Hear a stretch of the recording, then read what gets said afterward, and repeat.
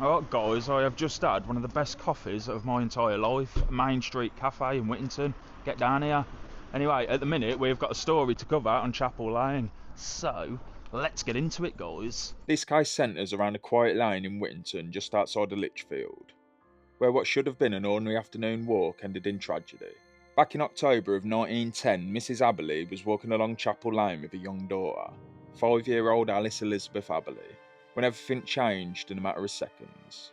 As they made their way down the lane, Mrs. Abberley heard the sound of a cyclist approaching from around the corner, and before there was time to react, the rider came into view and collided with her daughter, knocking the child down and sending the cyclist himself into the hedge.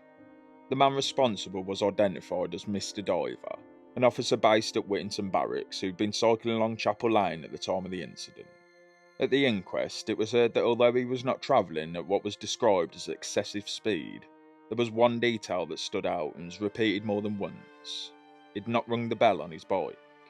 Mrs. Abberley described the moment clearly, explaining how sudden it was, and how there had been no warning beyond the sound of the bicycle itself.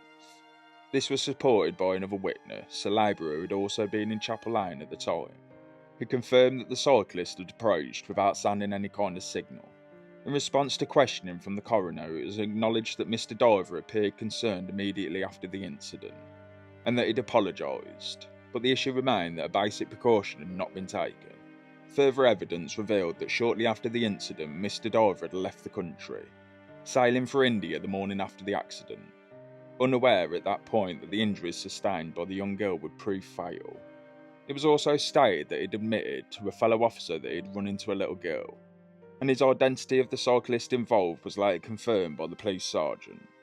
Medical evidence given by Dr. Tompkins explained the cause of death, stating that poor little Alice had suffered a severe fracture, which led to a clot of blood forming on the brain, and although that she didn't immediately fall into a comatose state, an unusually long period passed before her condition worsened, eventually leading to death. At the conclusion of the inquest, the coroner addressed the circumstances directly, stating that while there was little doubt that Mr. Diver was responsible for knocking the child down, the level of blame attached to him was limited.